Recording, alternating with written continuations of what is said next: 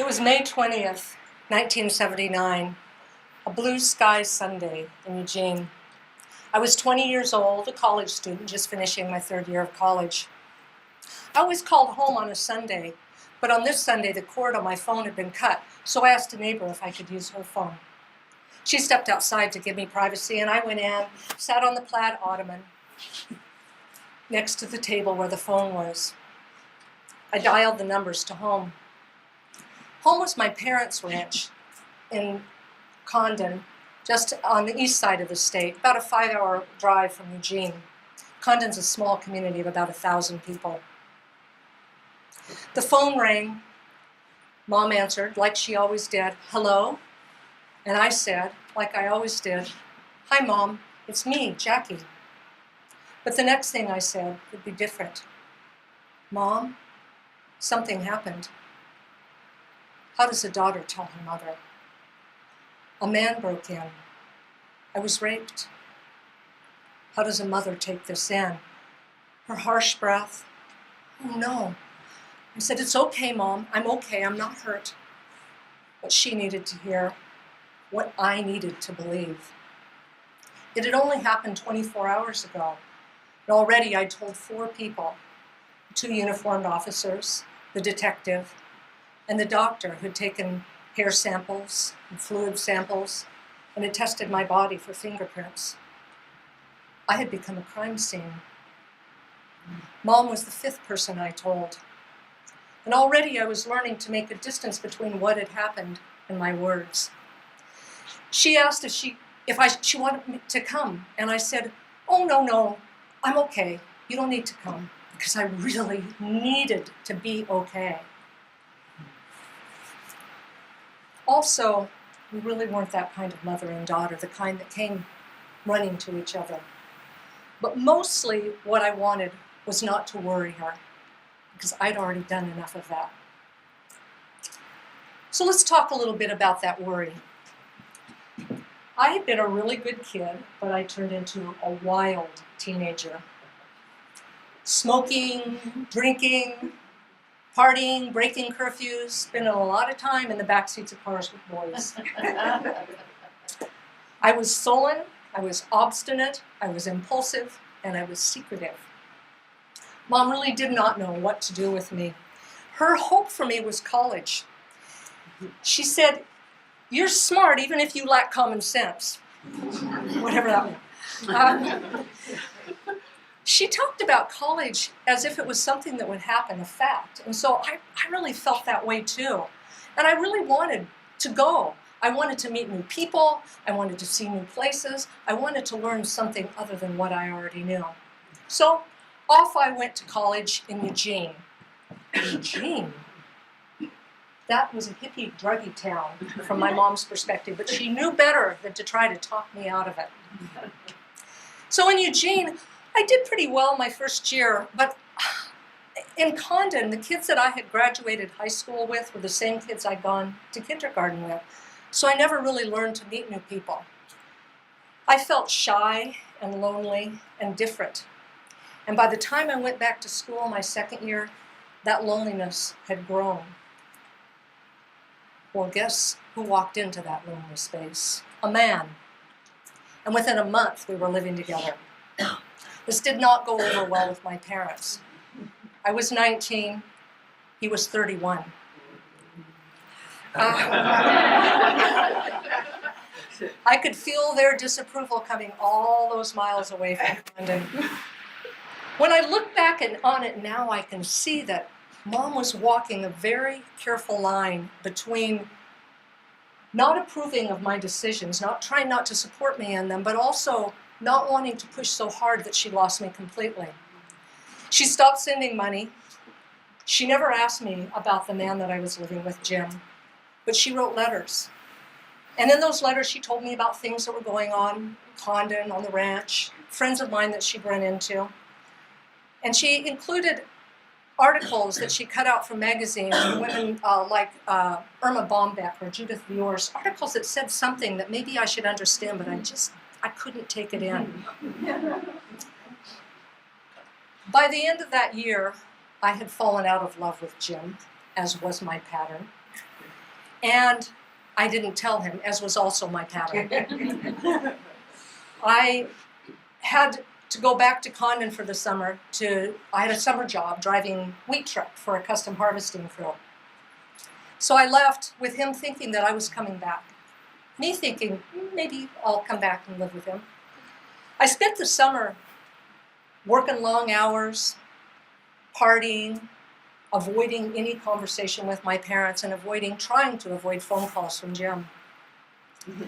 Near the end of summer, I was upstairs getting ready to go out to a party, and my parents came up the stairs to have a conversation with me. Both of them at the same time. This had never, ever happened. Mom started off and she said, "What are your plans for the fall?" And I said, I don't know. And she said, "Are you going to be moving back in with him?" And I said, "I don't know." And she said, "Jackie, you have to make a decision. It's almost September."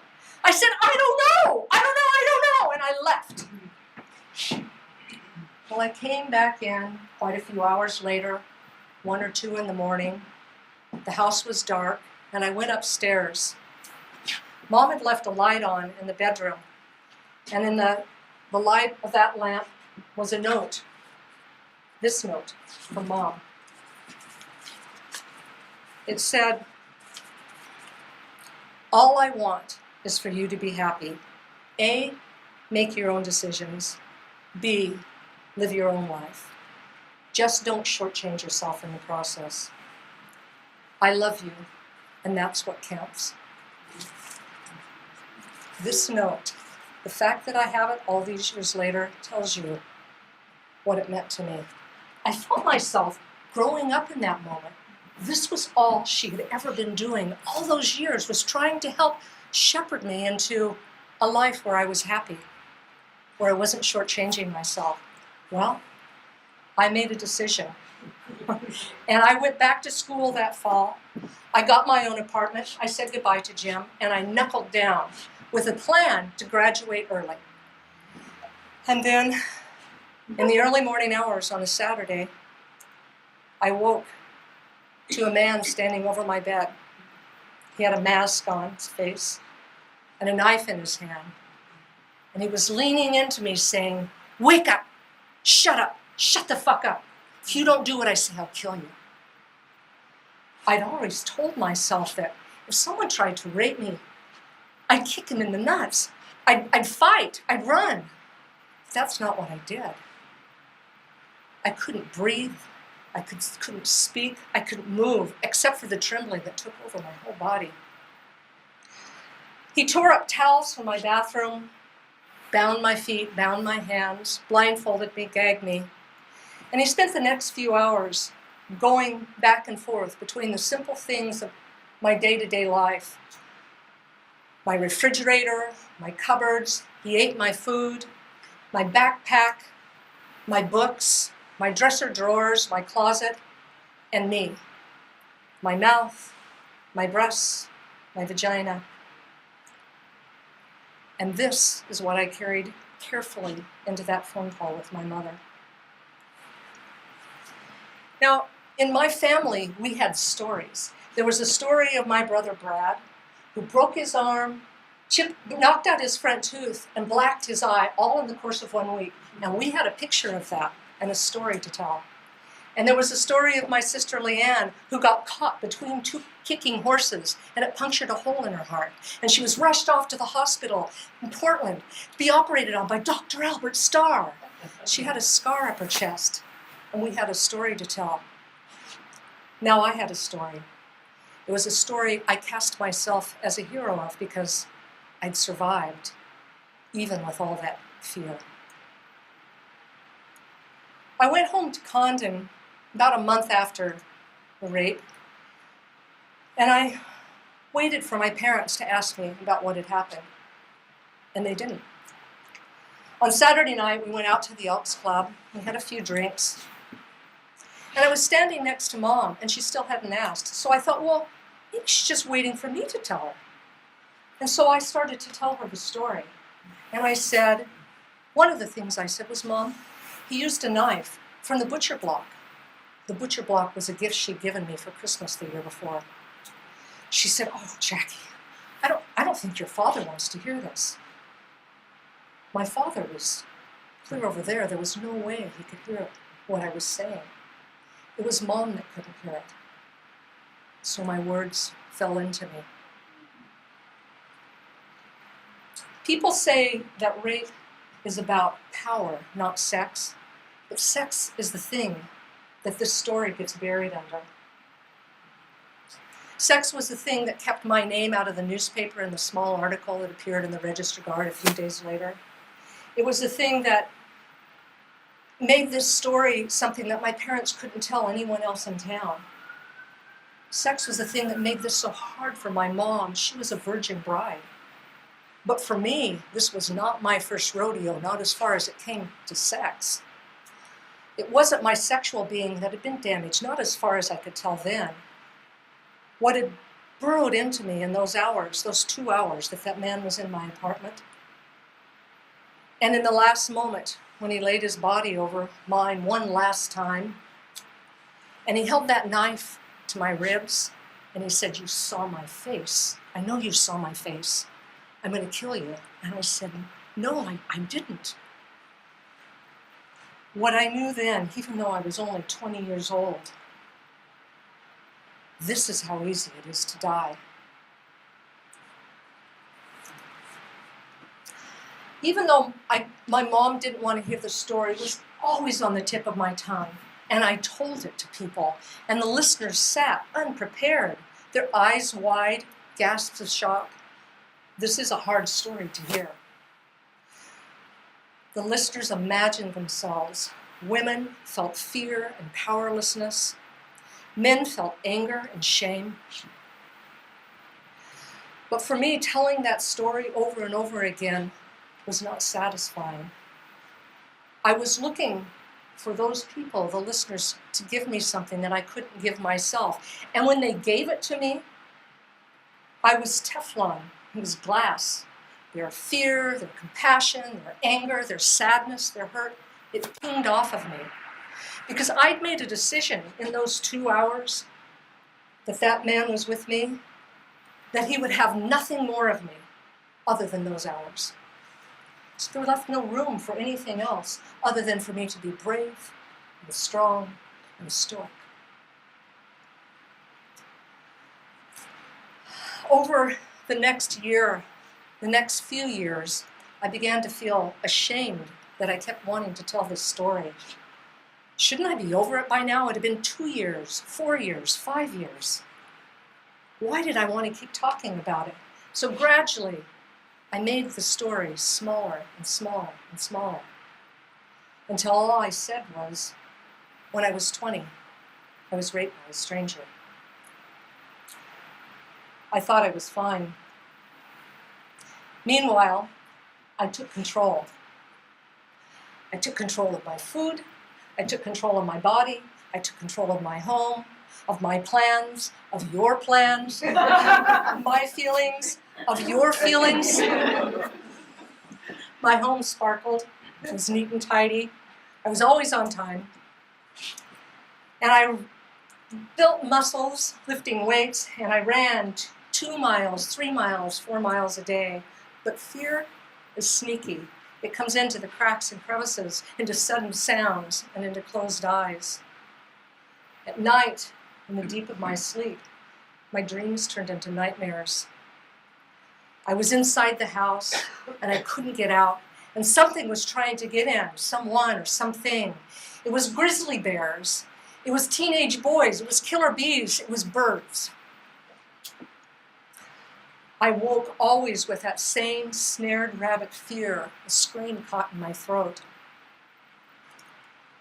And I went through the next 20 years, carrying these dreams sometimes, very much control.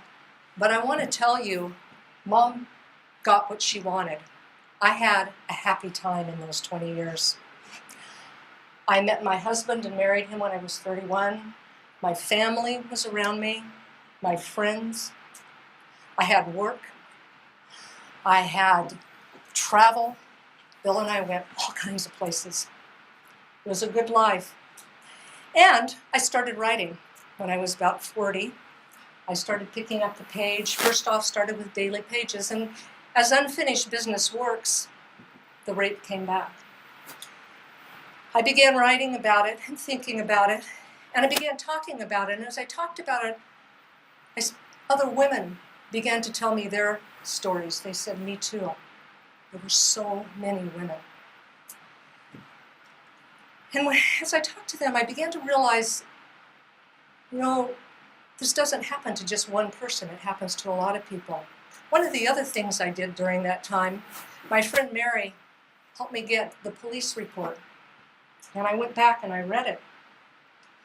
I couldn't believe how much I'd forgotten, how much I'd tamped down. And I showed it to my husband.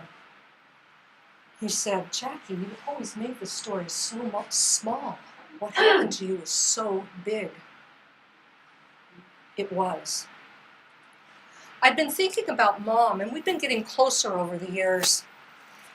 And I wondered what happened to her, because a crime like rape ripples out. It affects all the people around you. And so on one of our Sunday calls, I said, Mom, I've been writing about the rape. I wonder if you'd be willing to talk to me about what happened for you when this happened to me. She said yes. That conversation, that was a moment. She said to me, I don't know why I didn't come to be with you when this happened. She said, I've watched your sister with her girls. She would have come running to them right away. And it's true. She would have. I would have. But Mom and I had a different kind of relationship. And I said to her, Mom, that was a different time. People didn't come running. And in fact, you gave me exactly what I asked for. And I think that if you'd come running to me, I might not have known I was going to be okay. She said, I'm sorry that I couldn't hear your story. She said, it's so hard to know that this happened to your child. It's still hard. And we sat with that for a few minutes. And then she said, I watched over you, though. I saw that you lost weight. Sometimes you got sick when you came home. I worried that you might have AIDS. This was a time when we were just, in those next years, it was just coming out. And then she said, I did do something. I started keeping the butcher block of knives under the kitchen sink. This was something my sisters and I had joked about. Why does Mom have the knives under the sink? We thought it was just an eccentricity of hers. She said, you told me that he used a knife, and I thought that it might bother you, so I hid them. It's been 20 years since I had that conversation, almost 20 years since I had that conversation with Mom. It's been almost 40 years since I was raped. And I've continued to have a happy life. My armor is still falling away. I am late sometimes. My house is a little less tidy, but let's not get carried away. My dreams shifted and changed over time too. Pretty soon, I wasn't trapped inside. I was outside. And I was running away from whoever was pursuing me. And then I was turning and I was facing and I could scream. And then there were people next to me helping me fight. And pretty soon I was running and no one was pursuing me at all. And I was running so lightly that I lifted up and I was flying. And I'm safe.